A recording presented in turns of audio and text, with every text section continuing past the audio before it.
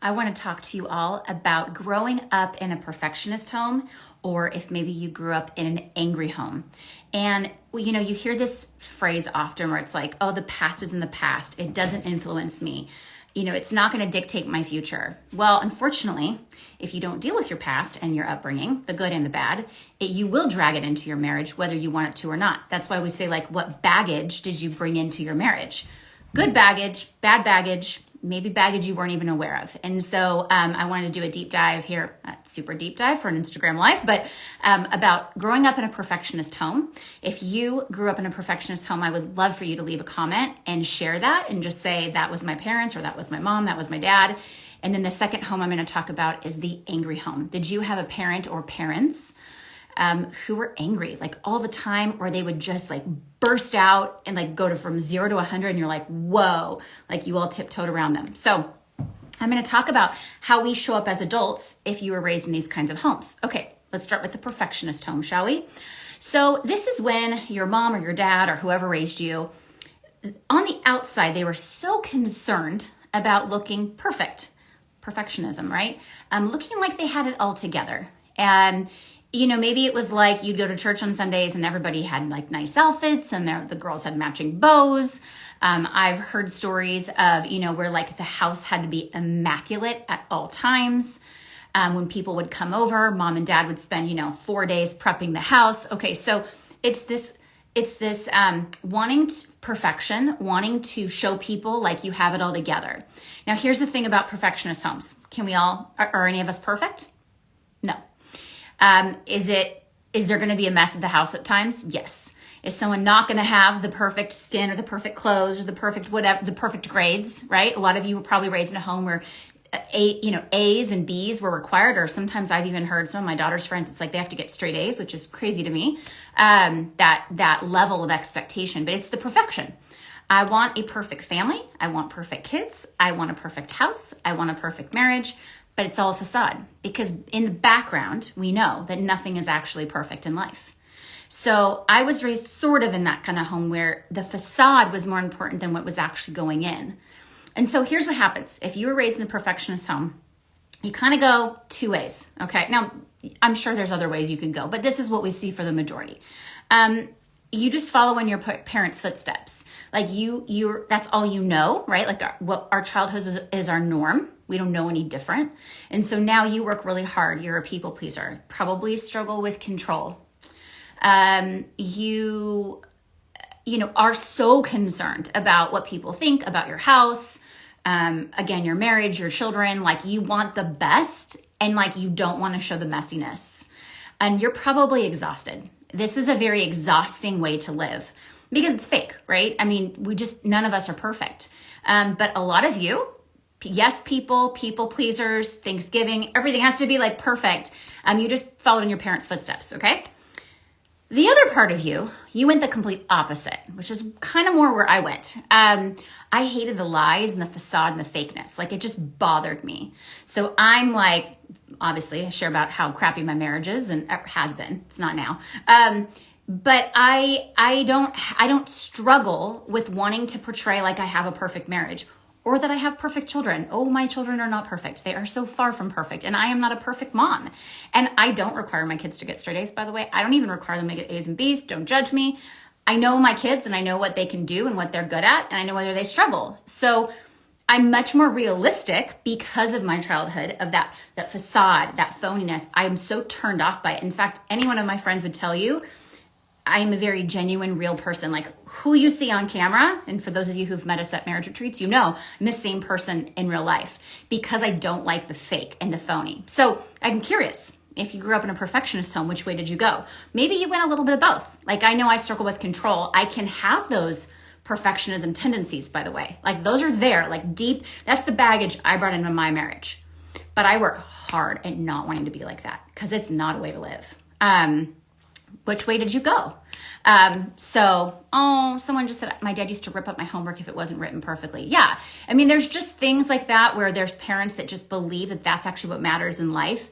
And it's like, when you look at like how sick and nasty and hurting and lonely people are in the world, Yeah, writing your homework perfectly is like not even near top of the list, right? Like we're missing good character. We're missing emotional, relational, and mental health skills. Like that's literally what our culture is missing. That's why our world's where it is. We focus so much on academics, right? So much on numbing out to TV and social media. And we've missed what's actually important in life. So it's really interesting. But okay, so that's the perfectionist home. All right, let's talk about the angry home. This was also my home. I had one parent, not both, who was very, very angry, very, very angry, a rager, like a rageaholic.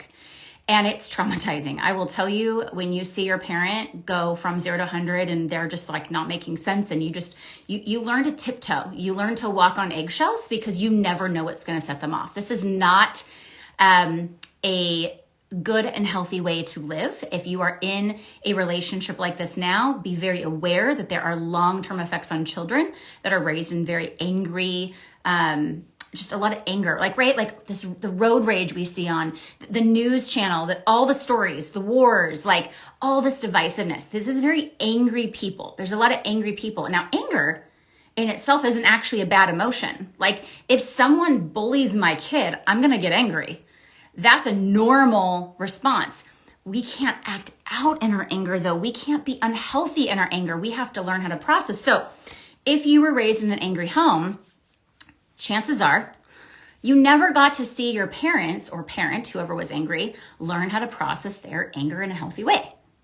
They just ranted, they raged, they kicked, they punched walls, they had tantrums, they gave the silent treatment. They did all the stuff you're not supposed to do. So this is what happens if you're raised in an angry home. You grow up and either you follow in their footsteps, which unfortunately we would see in a lot of couples coaching, a lot in it. This is not just, by the way, with men.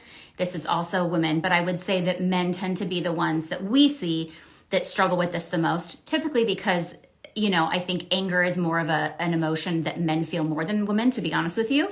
And I don't want to stereotype, but I would say just in my experience and even in my own marriage, my husband gets more angry than I do about things. And again, not to say that I don't get angry, because I definitely get angry. And so you follow in their footsteps. You have a short temper. You can be really like rash and harsh with your words. You just never learned how to process your anger. So now everyone's like, oh, they walk around eggshells with you. So maybe your spouse has even said like, I feel like I don't know what's going to set you off. Like there's tiptoeing with the kids, and there's tiptoeing and like, ooh, and dad, or like the angry parent or the angry person, like when they're home, like it's a different vibe. Like if you've heard any of that, yeah, you haven't learned to process your anger in a healthy way. If you get really upset about small things, big things, it's like so much anger, is under that surface, right? Okay. Now the opposite of that. So if you were raised in an angry home and you're like, no, that's not me, I'm not really angry, you're probably like me. I am a very emotionally steady person overall because I was raised in an angry home with an angry parent. I hate it. It's a trigger for me. I want calm. I want peace. I want kindness. I want to process our anger. Like you're allowed to be angry, like totally, but we're going to like talk it out. We're going to process it. Like go take a walk, go stretch, go take a shower. I think like I literally had to learn that when I first got married, I viewed anger as a bad thing because of my childhood. And then I realized anger is not a bad emotion. We make it sound like a bad emotion. It's just a normal, it's actually a healthy emotion. Again, if your kid was like wronged, like, or something like that, of course you're going to get angry.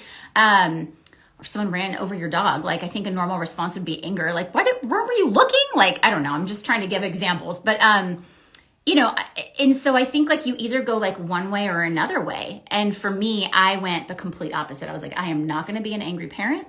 I am not going to be an angry wife. I am not going to yell. I'm not going to be the mom that yells. And I will tell you that I am not a mom that yells. Like my kids have probably heard me yell maybe 20 times, and I have teenagers. So I think that's pretty good. I think that's pretty good, as where I heard my parent that was angry yell multiple times a week, multiple times a day.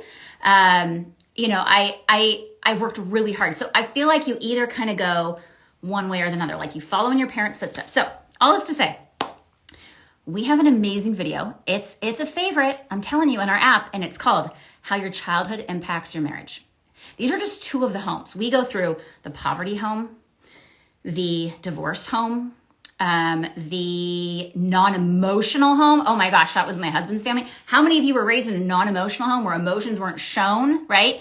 We go through all these different homes and we talk about how the behavior can show up when you're married. And if you're like, oh my gosh, this is amazing, let me save you a couple $1,000s worth of therapy, watch this video. It is long. It's like a 50-minute video, but again, it's way worth it. It's called How Your Childhood Impacts Your Marriage. It's in our app. Then there's these amazing connecting questions that a therapist would ask you anyways. I mean, you can go through them on your own and use them as journal prompts, or you can go through them with your spouse. But it's so vitally important to know how your childhood, the people who were supposed to love you, give you an emotionally safe environment, treat you with respect, teach you things like forgiveness and apologizing and empathy. Those people formed you, whether you like it or not. Like, it sucks. We don't get to pick our parents, right? Like, it's a bummer because a lot of you, like myself, you're like, that I would have loved to have a loving mom. I would have loved to have an emotionally healthy dad. I would have loved to have a mom and a dad that were happily married. Like, there's so many of us, we did not get a good set of parents or a good mom or a good dad. It sucks. And I'm here to validate you that it does stink. It's not fair. You deserve better than that. I deserve better than that. But you know what? With me, there's a quote we shared weeks ago, and it's been shared I think we're at like 20,000 shares, which is probably makes sense. It says, if you didn't come from a healthy family, make sure a healthy family comes from you. And that's why I'm not a yelling mom. I am not going to do the mistakes that my parents made. My parents were divorced when I was in junior high, actually right before junior high. I will not live the same way that my parents chose to parent me. And I know the damage that they caused me, stuff that I still deal with in my 40s. And I'm going to rewrite my future. Like, I'm not going to follow in their footsteps. So my encouragement to you would be, watch this video, go to our Marriage 365 app, download it right now. You can literally watch it or save it to your watch list. How your childhood impacts your marriage, and choose today. If you didn't come from a healthy family, make sure a healthy family comes from you. You do not have to be like your mom. You do not have to be like your dad. You can break generational curses and patterns and habits. You were raised in a home with divorce. Be the first couple that's like, we're not going to divorce. We're going to figure this out, and we're going to love our marriage, and we're going to thrive. Both Casey and I come from divorced homes. There you go. Some people say it's a chain breaker, whatever you want to call it. We are not going to be like our parents. We chose that. And you know what? We're so glad. We're so glad. We're happy. We love being married. And we're like, wow, 20 years in, like, it's been hard. We almost got divorced, if you guys know our story, our third year of marriage. But man, I will tell you, even the way we parent, right? Like, the goal is that we parent better than our parents did. And for those of you who are parents like me, you hope that your kids, that they grow up, they're going to get married, they're going to have a family, most of them. Some of them won't, but the ones that do. And what's the hope for you, for your grandchildren? That your kids would be even better than what you did. And that your grandkids would be treated even better and shown even more emotional intelligence, right? And then your grandkids are going to grow up, they're going to get married. And you're going to go, well, I hope the way that my kids parented my grandkids, then my grandkids are going to parent better than. Like, it's generational, you guys, especially for those of you parents. Like, I hope you take this seriously. For those of you that don't have kids, it's not as, I don't want to say your marriage isn't as important, because it absolutely is. But for those of you who have children, you can screw up their life big time. Because how many of us are products of parents who made really bad decisions? And they didn't, and we can say they didn't know what they were doing. We can say, maybe they did. I mean, you're not in there, like, you don't know their thought process, right? Like, you can guess and you can try to have compassion. I think some do the best they can. I think some really were just selfish people. I think some people, there's a lot there. But for you to know and understand what the kind of home you were raised in and how it's impacting you and how it's impacting your marriage, talk about, that's part of self-awareness, is doing the work and understanding, how is this affecting me and how I show up in life. The good and the bad, by the way. These are really good things that parents do. I don't want to badmouth and say all parents are bad. No, there's amazing things that parents do. I do know that my parents, they sacrificed a lot. They were both raised very poor. They sacrificed a lot. Like, I was raised in Orange County, California. It's very expensive to live there. And my parents sacrificed everything. And I got to go to private school, and I was a ballerina. I was in dance. And I know the sacrifices they made. So I've been able, though, to look at that and go, wow, to them, that was important. That's what they wanted, a better life for me financially, right? Whether you say that that's right or wrong, I would have loved just some love and apologies and my parents not getting divorced, and probably it would have been okay being poor. I don't know, but that's not what I was served, and I didn't get to choose my parents. So this is why, like, you have to process all this. This is so amazing and hard, but helpful. So if you have any questions about anything in our app and in our membership, just send us a DM, and I'm going to validate those of you who've never been to therapy, and you've never had anyone tell you this, but for those of you who were abused by your parents or mistreated or unloved, neglected, yelled at multiple times, had too high of expectations, whatever that may be, you didn't deserve any of it. None of it. No child does. That's how we learn. When we're children, we don't know anything. And who's around us is what our influences are. And they're supposed to teach us and guide us. And it's not fair, and you deserved better. And I mean, I think you have to mourn it, to be honest with you. Like we have grief videos in our app. It's go through the grieving process. If you do not have a mom or a dad in your life anymore because you've cut them out or they're not healthy and they're toxic, you actually need to grieve that. That is a significant loss in your life, whether they're alive or dead. And if you grieve that and you recognize that, it's freeing. And that's what I had to do is I wanted this relationship with one of my parents. It's never going to happen. Never. And at some point I had to say, that's okay. Like, it's not fair to me, but it's not my choice. Like, I want peace and I want freedom and I want forgiveness and I want healing. But when one doesn't and one's not healthy and one doesn't want to admit mistakes, there's nothing that you can do. And there's a grieving that loss of a relationship. But I will tell you, I did that 10 years, probably almost about 8 years ago, I guess. Yeah, about 8 years ago. And I have been a completely different person with this parent of mine. Casey will tell you, Megan used to be triggered by this person. I'm not really triggered by this person anymore because I just know that the relationship's changed. So anyways, have a wonderful Sunday.